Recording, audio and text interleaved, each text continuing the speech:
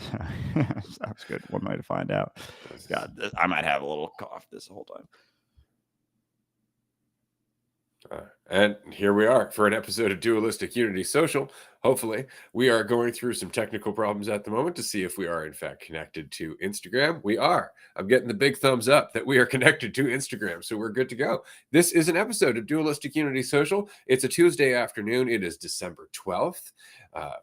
However you'd like to think about that. It's not really December 12th, as we know, but let's say it's December 12th. And after this, in an hour's time, we are hosting a live call-in show. Wow, that worked a lot better. It's funny how my brain tries to skip to the end of the sentence and everything just kind of gets shoved together all at once. It happens quite a bit, actually, especially if you're in a hurry. Right. So we have a live call-in show where you can join for up to 10 minutes, be part of the episode, ask a question, share an insight, tell us a story. I don't know, rant on about some bullshit, whatever you'd like to do. It's your 10 minutes. We got a little timer and everything. And then the bell goes ding, which isn't necessarily a get the fuck out, but it is a there are other people in the queue and we appreciate you being here. So that said, I just wanted to say thank you and welcome and thank you for joining us. Obviously, I am feeling a little ranty because I just scraped out the bottom of my grinder, of my bud grinder, and there has been crystals that have just been piling up in there for months. And so I packed my bowl just prior to this episode. And then previous to that, we did a movie review of Donnie Darko. And of course, I just waited till early this morning and I watched it then. So I am steeped in all kinds of really fun, deep ideas while at the same time just being fucking stoned. I love it. And to the first comment, I thought this was at 6. There is something else at 6. This is not that thing that is going to be at 6 because it is not 6. This is the social episode we're doing beforehand as a precursor to our call-in show that we're doing at 6 p.m. Eastern time, which I'm very excited for. This is just a little social episode. And so we're live on Instagram, and appreciate everyone for hopping on. And I had something I was going to say after you started saying that. And now, yeah, I think it was just about like not having to take yourself super seriously all the time, and how funny it is that like when you're not doing that so much, like life, it's not to say that life gets easier, but you're not adding so much bullshit on top. But then there isn't that sense of like you're getting somewhere or going somewhere. Like I always maintained this seriousness because I felt like I was on this sort of track or journey, and there wasn't an ability to look around and like chill out or relax, because chilling out and relaxing isn't getting me somewhere. It's like, where is that going? And it's the same thing like we were talking about yesterday with like fucking reading books. Like that wasn't getting me somewhere unless it was a self-help book or something that was going to help me overcome certain feelings or fears or worries. But like you look at that, you look at going somewhere, getting somewhere. It's like, is that like you take that far and it's like, all right, then you die. It's like, are we going to dying? Are we going to building something and then letting it go? Because we can see like our priorities shift as we go throughout our lives. Like when you zoom out and you're like, all right, well, what are the people who are closer to the getting to the place, death, doing? It's like a lot of people are saying certain things and wishing they had prioritized certain things, but it's not to say like, live like that, because you got to live and you got to survive and you got to do stuff. But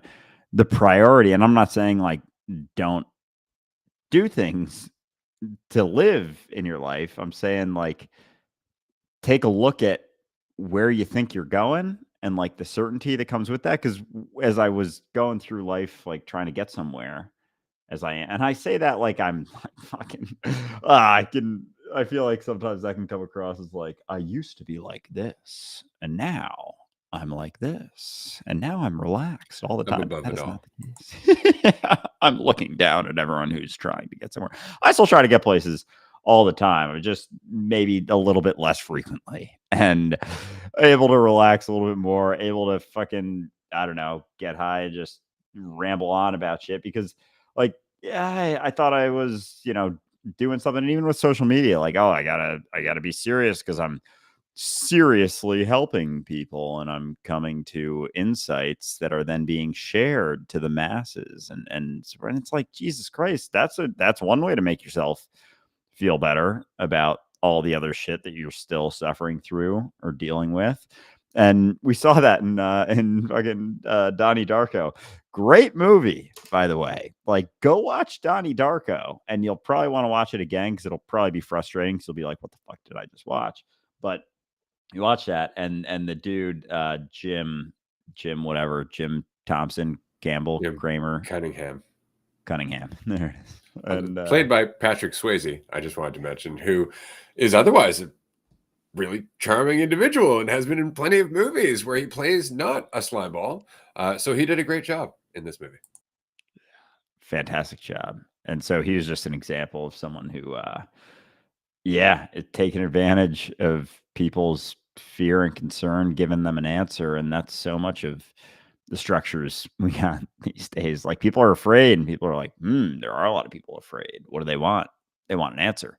They want certainty. How are we going to give that to them? We're going to come up with this whole fucking story narrative and get a bunch of people to believe it, to the point that people are going to use the amount of people who believe that shit as a way of confirming that it's a correct thing to believe. What are most people doing? What are most people buying into? What answer are most people holding on to?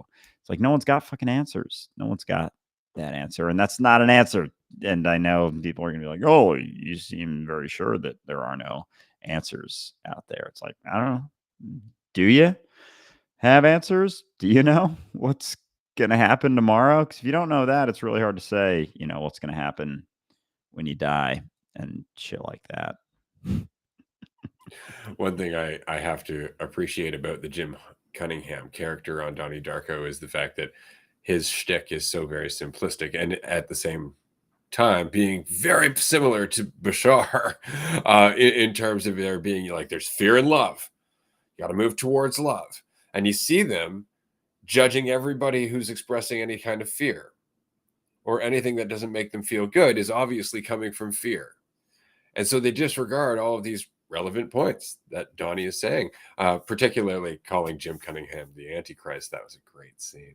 That was really good. It was, and again, it's just that oversimplistic thing. You just got to go in this direction, away from that. It's like, there's more to it. You're not actually going anywhere, And if you're judging people who are afraid out of love, that's not really very loving. That sounds a lot like you're afraid of their fear. Which was the response that he was getting from everybody. That's a fair response. That's a fair response. It's like, that's a fair response. Are you listening to yourself? That's an extreme fear response that you're holding on to very, very tightly over in the corner. Like, "Oh, these are my answers." Like, why are you holding on to them so tightly? Because you're afraid. Like, so, and like, if we were just willing to admit to each other, to ourselves, that we're afraid. Yeah, I don't know what's to come, and I'm kind of scared of that. But then look at the response to that as, yeah, maybe that's just a part of it. Is like, yeah, that's going to be, you're not going to know. And you can be afraid, you cannot be afraid. If you're a little bit afraid, there's nothing wrong with that. But we'll even just, I don't know, like, we build things on top of that to try and avoid the reality of that uncertainty. And one of those things being, and I saw this comment in Instagram here. Me and my old trainer go back and forth about religion all the time. What is the one thing I could say to really get him? He's Catholic and I'm rational. That's funny. What I like the way you put that, but and that, like, that's something that I don't know. Maybe I've been trying to be more honest with myself, like, about what I try and convince someone else of. Because I was having a conversation even with someone recently who's uh, relatively in a relatively comfortable situation, just about the world, and like, there's a lot of messed up stuff going on, and blah blah blah, and they're like, yeah, or I don't even know exactly where we had gotten, but Or like something like, "Who's to say this isn't the best we can do?" And it's like, but it's and I don't know, it's hard when someone's in a comfortable position to convince them that there is something that can be And it's done, and easier for them to say that. yeah. And like, but then there's all of the responses that are like, "Well, maybe this is just there's always gonna be imbalances, that's reality, blah, blah, blah." And I got to a point where I was like, I don't really have anything to say that's necessarily gonna convince, and I had to be honest with myself, like, why am I trying to convince this person to look? It's and then I was like, yeah, there's things that I do to, you know, avoid certain discomforts or feelings or, am I doing as much as I could do in that? Like, what is even doing it? And is it just looking? Is it shifting behavior here and now? Like, how do you convince someone of it? Like, is it possible to change anyone's mind? Is it actually possible to change someone's mind? I don't know. And so anyway, with the question about religion, I used to very much like enjoy getting in people's faces, and I still will, just about, just laugh in their face at the absurdity of it. But also, like, I don't know, what am I doing trying to convince someone thinking that I know something? And so I have less of an edge with that stuff, but also, and typically I find the more relaxed my approach to things are, the more people will take part in a conversation, because I don't know, as more people just relax, I think there's less reason to be afraid. Like, the tenser and more stressed out you are, the more afraid you typically are, and the more you grab onto certain answers like religion or convincing yourself that this is the best we can do. So I don't know. A lot of it now is just coming back to myself and wondering, like, I don't know. I don't, maybe I don't know what the best thing is, and all I can do is change myself and my own life, and not necessarily run around trying to point the finger at someone else for doing something. Yeah, that's a good policy in general. Um, I think it helps to remember that you're not going to change anybody into a more or less empathetic being just through argumentation, right? Like, you're not going to change everything that they've learned to see the world as or themselves as in one conversation, but or at least not to the degree that you would like. You can't just change their perspective on world hunger, let's just say, or homelessness, but you can talk to them about the fear that keeps them in that perspective where they can't empathize, because that's what it is. They're not as relaxed, right? And in not being able to relax, they're not able to empathize, and not being able to relax, they're not able to deal with their own suffering, and therefore empathize with the suffering of others, right? And that's why it's so easy to get caught up in this idea of yourself, to get caught up in self-definition and comparison, competition, assumption, all that fun stuff, because it stops you from relaxing, right? But it gives you the sensation of being in control. And often that's what is right at the forefront, right? It's like, this is the best that we can do. And I know, because look how much control we have. It's like, you don't know anything about the best that we can do. We're not even sure what that's defined by, except right now by how well you're doing. Right? And that's more or less it. And that could change at any point. I guarantee you, if all of a sudden that person was to lose their comfort, lose their money, lose their salary, they'd be crying bloody murder for a systemic change.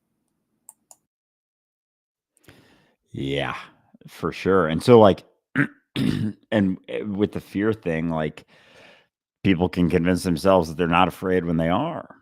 Also, they can be very convinced that they're not, despite being tense and stressed as fuck. And it's like we've talked about before with just the avoidance of certain situations. Like, you can convince yourself that you've overcome something, and until you're in a situation that brings that fear back up. Like, oh, I don't care what other people think of me, until someone's in your face judging you and making decent points, and then you're like, oh, maybe I am. Or you're worried about a certain situation, and you just haven't experienced that for a while. So even with fear, it's like, yeah, run towards that shit, face that shit if you got it in there. But, like, to convince yourself that you're not afraid when you're very tense and rigid in given situations, a lot of times it's just you're comfortable enough to be able to avoid certain situations that you are afraid of or worried about. And your whole life has become a curated situation in which you only experience the things that you are comfortable with and experience. You only have the conversations that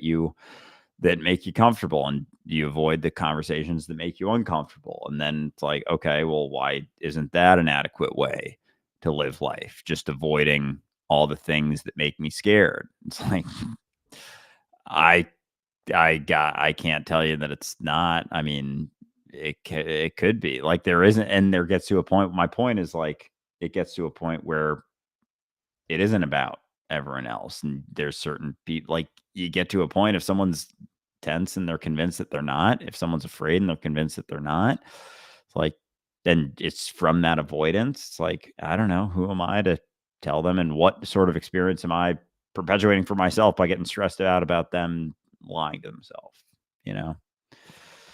I don't You know. know, I do know. I know exactly this experience of who am I talking to? What am I trying to get across? And I guess what I'm saying is that unless you're not talking to the person at all, you're always getting something across.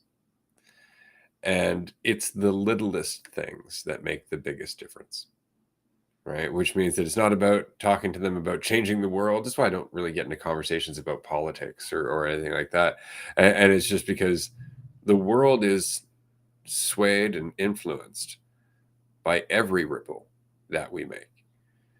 And so if I'm having a conversation with somebody and I'm competing with them, I'm assuming things, I'm not listening to them, I'm all agitated or in a hurry. That is the state of mind that I'm perpetuating. That is what I'm embodying. That's what I'm encouraging, in fact. And so the alternative is to relax.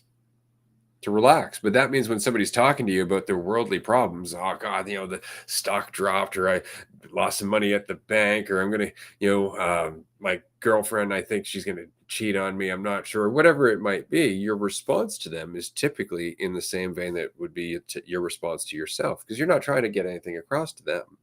So the only thing you're left with is what you would do yourself, which is honest and authentic. But that's the point. You're not trying to get anything across. This is why when people ask me, like, well, I heard that you got a lot of views on spirituality and this used to happen. It doesn't happen anymore, thank God. But at one point this used to happen. And I would just ask them, like, are you sure? Like, are you sure you want to get into this? And it's just because you're opening up a giant conversation. And it took me forever to get to the point where I even gave them that kind of warning before I'd be like, yeah, and just dig the fuck in and then not worry about the scorched earth that remained in my afterwards, right? It's just yay. But now it's just that recognition that often people aren't looking for the chance to grow. They're looking for the chance to self-validate, right? And it's because they're afraid. And thus they're fragile. And so the alternative is to just not share that fear. And if you're not afraid, then there's no world to save, and there's no people to save, and there's nowhere to get them to, and there's no magic insight. There's nothing except where you are right now and the mentality that you're embodying. And that's the mentality of faith. That is so very difficult, because immediately you want to have faith in something, but it's not faith in something, it's faith as something. It's faith as everything, knowing that, as Alan Watts said, you are fundamental to existence. You are absolutely equal in how much of an impact that you have. It's just that we tend to look at the impact and we look at the superficial rather than the underlying. Right? Like, we, instead of looking at the fact, oh, that person just spent, this much money on the stuff that they own, that's a big impact. It's like, right, but the underlying impact is because they fucking need it. Right? And that is something that they're perpetuating, and it's being perpetuated by everybody who looks up to them. And so changing that in yourself changes everything. This is why nobody questions billionaires, is because most people would just like to be one. If they could get rid of that ambition, all of a sudden they would start to recognize that billionaires as a whole make no sense, or rather they are a symptom of an otherwise unbalanced system. Yeah, and so in that conversation, even the one I had recently, just about things going on in the world, like it got to a point where I kind of had to realize, all right, maybe I don't have like all the talking points or whatever, and I just kind of like took a deep breath and relaxed. I was like, you know what? I don't know.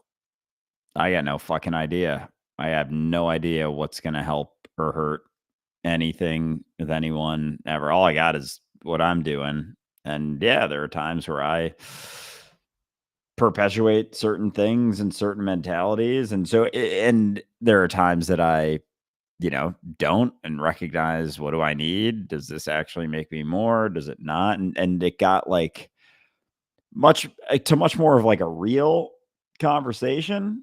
It wasn't so much about like this and that. It was more, all right, let's have a seat here and talk about just what's going, not everything else, just right now. And there was a part of me that was like, I'm losing the conversation, like there was a point I never would have done that. I would have just gotten frustrated my way out of it until it just stopped or said something stupid instead of just like fucking chilling the fuck out and being like, yeah, I'm not sure. All I got is what I'm doing and seeing that. And then it just like it all kind of settled. And I don't know, even just in that, like in a conversation like that, where there's a back and forth, and then it's like being willing to just like admit you don't know, like maybe that has more impact. It's like, oh, that's an option. You never really know. And so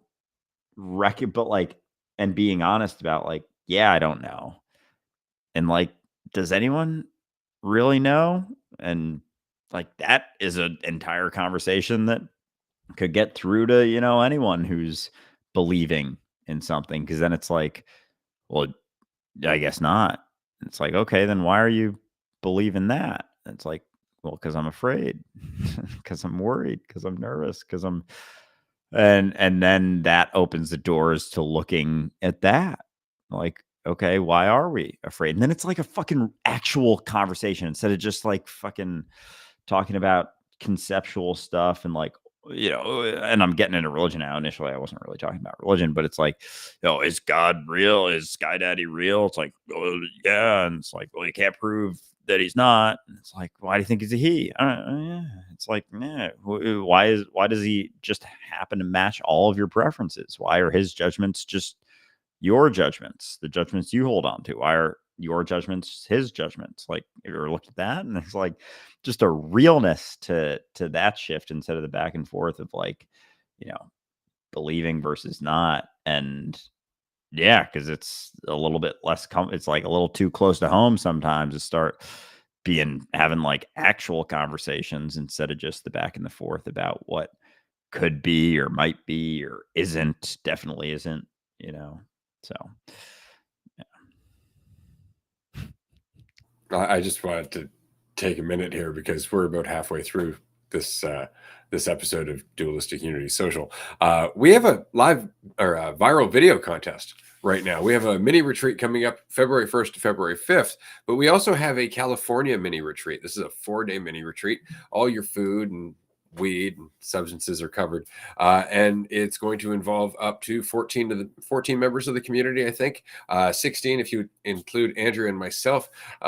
Amanda's going to be there, Jackie's going to be there, so you're going to have all 4 hosts of the Dualistic Unity podcast at this. It's going to be a lot of fun.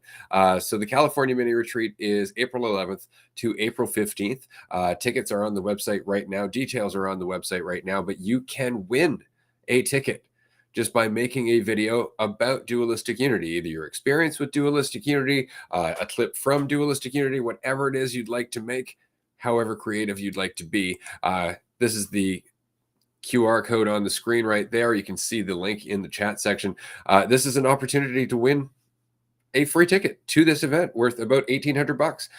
It's a lot of fun. These events are fantastic. We will, of course, release more information as we get closer to the event, but you can find the details and the pictures of this fantastic retreat house. There's going to be a pool table. We're right on the lake. We're going to go for walks. We're going to hang out. We're going to get high. It's going to be a lot of fun. And so if you listen to the podcast and you ever want to just shoot the shit with us and do exactly what it is we were just talking about here, just a conversation, just to have a conversation, not to try and get anywhere, but to let ourselves naturally grow and evolve through learning from one another's reactions to life as a whole.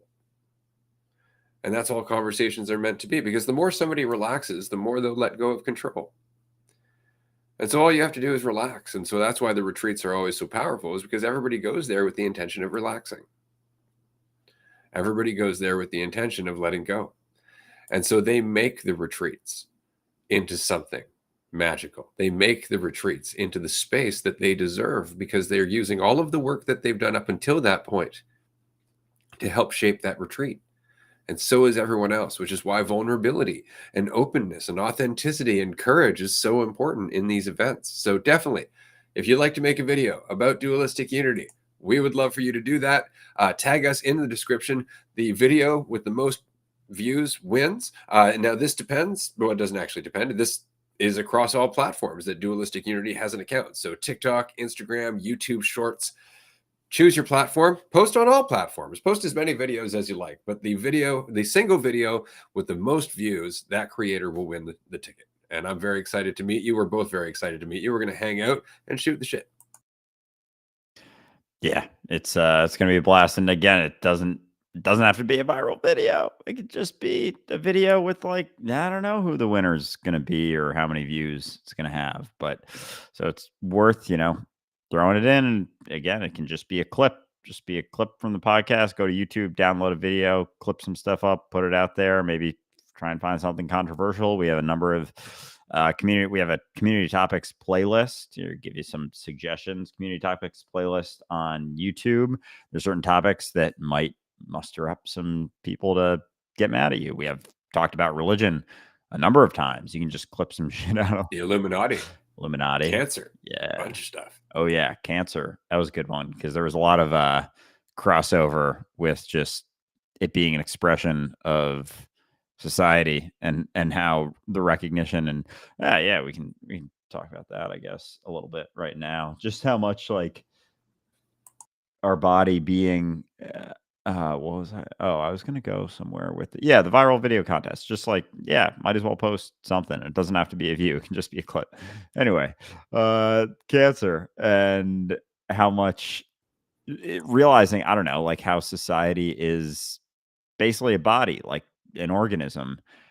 A cancer is like a certain cell doing its, like, not doing its role. And our roles aren't even, like, as soon as I say role, I can imagine thinking like, "Oh, well, I gotta find out my role, and then I gotta do that role, and then I gotta do it correctly because 'cause I'm a cell that's trying to avoid the body getting cancer," and blah, blah, blah, blah, and cancer just being that buildup and, like, hoarding more for me. I need all of this, and that kills a body very quickly. And so we see this organism going through a lot of shit, a lot of stuff, no differently than a body getting cancer and seeing a buildup of certain cells doing a bunch of shit that is not in line with everything else. So back to the point about the roles, like, hearing that, I can imagine thinking like, oh, well, what's my role? Got to find out my role. Got to spend my life figuring out what my role is. You are your role. You're your role right now. Whatever you're doing is your role. Whatever you're doing next is your role. Like, you can't escape your role, kind of thing. And if you can't escape your role, there's no other role to get into. Like, you're doing it. Well, we just can make up ideas of what our role should be. So the thought of what's my role, got to figure out my role, got to get to my role, got to be my role, got to do my role perfectly, got to do my role perfectly forever. That's kind of what most people do, myself certainly included, a lot of times, come up with an idea of the right way to be, the right way to act, the correct way to feel, the correct thing to do, the right way of handling something, and just making something up, essentially. Maybe you heard it from someone else. Maybe you made it up in your head the right way, the correct way. And then you just think you have to keep doing that. And that's the thing that keeps you from just doing your role and being your role that you're doing all the time. Like, you're already doing it. You've been doing it your whole life. And even when you're getting caught up in a bunch of shit, it's like you're still doing your role, sort of. You're just stressed out and wreaking some havoc along the way because you're thinking that your role is somewhere else. You put on blinders trying to find that role, the right way to be, the right way to act. When you're doing it, it's like you're standing on it, standing on a spot, says my role underneath you, running around. It doesn't ever escape you. You're always on top of it, running through things, looking for your role. It's like you can't not do it. So if you can't not do it, you might as well relax as you're going through things, as you're doing things. And even the stuff that we struggle through and suffer through, certain, you know, thought patterns or certain situations in our lives, like, more often than not, you go through it, you experience it. Maybe it's for a little while, maybe it's for a long while, and then you learn something from it or you take something from it. And we go back and forth through these situations, thinking there's something wrong with us, thinking there's something we should be doing that's different than what we're doing.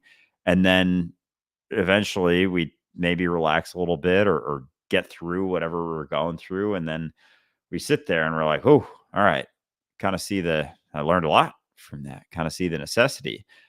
And yet I went through the whole thing thinking that it shouldn't be happening, but it was necessary in order to, learn the lesson that I learned. So if that's always the case, we're always going back and forth between that, then, maybe next time around, I'm not saying that you're entirely relaxed the whole way through, but there's a little bit more wherewithal to realize, oh, maybe there is going to be something that I learned from this. Maybe this isn't the end of the world. Maybe there is something that comes of this.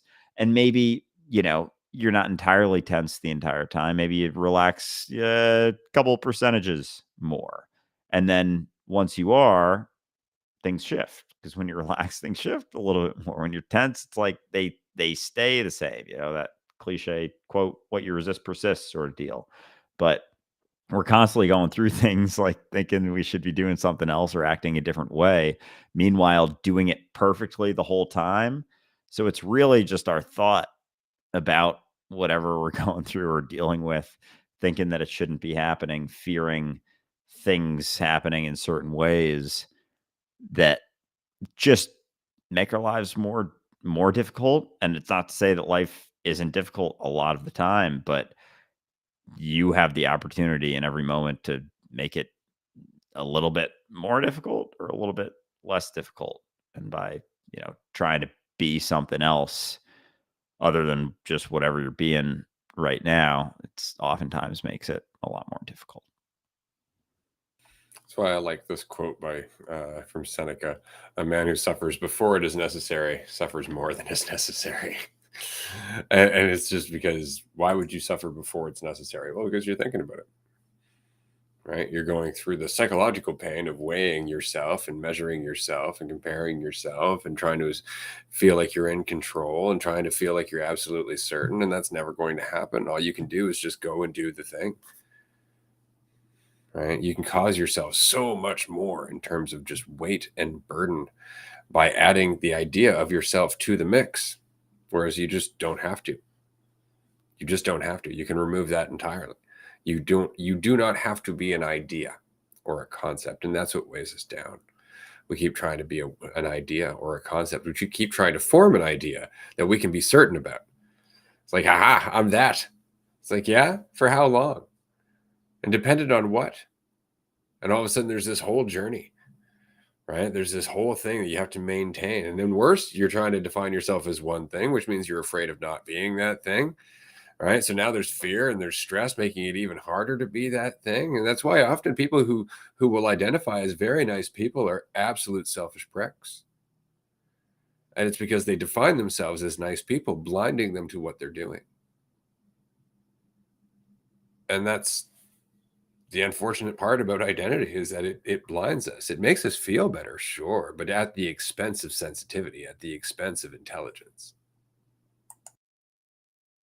I love that one, because as soon as you define yourself, like, be very wary of people. Because I'm just speaking from my own experience. Like, I've thought of myself as a, good person, nice person. Not to say that like maybe you're not a pleasant person to be around, but just that, just saying, assuming, oh, I am a good person, a nice person, like you're gonna miss shit. You're gonna miss shit that you're doing that you would otherwise notice if you weren't telling yourself a story. Like as you said, like it makes you feel better, but it also cuts you off from reality. So any story that you're telling yourself is cutting you off from reality. You tell yourself you're a bad person, you're a piece of shit, you're an awful person. It's like you're missing all of the situations in which you're not being that. And we just will have that sort of identity in order to feel like I can be sure of something. I'll just actively avoid seeing all of the things that are spitting in the face of that assumption. So maybe you don't have to define yourself. Maybe you don't know if you're a good person or a bad person. What the fuck does that even mean? Is it I'm a good person today? A good person tomorrow? Am I a better person today or tomorrow? Like what sort of like am I now a good person in this moment because of what? We don't know the impacts of anything anyway. So like the audacity to call yourself a good person, which I think most people probably do. Most people probably assume they're a good person.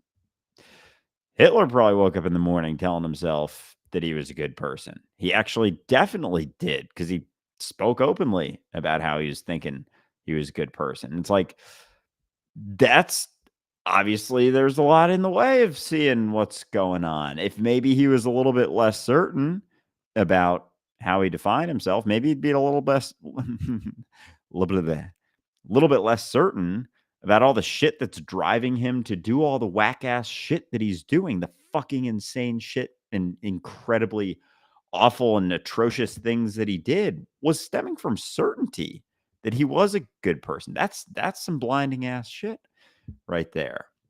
So all these like all that shit stems from being sure. Like I know this is the best thing to do. And that they're the master race. Like there was a fuck ton of certainty in that. Yeah, so much. Like all wars are based on two people being very, very sure of themselves and then fighting to try and confirm it. The Spanish Inquisition, a lot of certainty behind a lot of death, a lot of false certainty, a lot of presumed and desired certainty despite never actually having it. So, even in response to certain things that are a product of that certainty, we're trying to be certain about things like and that's why like no good or bad, right or wrong, someone will be like, well, point out some atrocious situation. It's like, yeah, but you, you see that's what got them to do the fucked up shit that they did, was being sure. And so you being sure of all of that is buying into the same underlying mentality that got them there. So maybe being a little less sure about everything has more impact, but to think like, but that's uncomfortable to not be able to point to certain things because then you got to realize like maybe I don't know. Maybe I don't know what's best for reality, what's best for myself, what's best for blah blah blah. Maybe there isn't a right way to think about myself. Maybe I can't think about myself without making just a fuckload of assumptions, not the least which being that I'm a good or a bad person. Maybe I don't know anything. See, now there's a good place to start with somebody who's religious. It's just to start with the simple recognition that when we're confused, it's very hard to make sense of anything. And yet, when we're clear, things make a lot of sense. But how can we know when we're clear? And if we can't know when we're clear, then how can we know how we're interpreting the Bible or any other beliefs is the way it should be interpreted? And immediately they're like, okay, so the conversation's about clarity. It's like now we can have a conversation because it's not about this fiction of God. It's about the experience of being yourself. Right. And so there's a good bridge there. But that was the most successful kind of conversation I ever had with anybody who ever came to my door and wanted to talk about God, because they don't want to talk about God. They want to convince you about their perspective of God. But if you're questioning, our perspective from moment to moment, if you're recognizing, like, I don't always feel like I'm clearly seeing what's actually happening here. I don't know about, how do you feel? And we can all recognize that there are periods that we feel confused. So, I mean, that sounds like the primary thing to work on, rather than worrying about which God to believe in, or what or how to follow the Bible. It's like, let's work on clarity. Let's work on clarity, and then you'll find yourself remarkably hesitant to reach for that Bible, because what you'll find is that you're actually less afraid. That's the nice thing about clarity, is that while it also brings a shit ton of new considerations, it also brings a shit ton of new strength once you've learned to adapt to those considerations.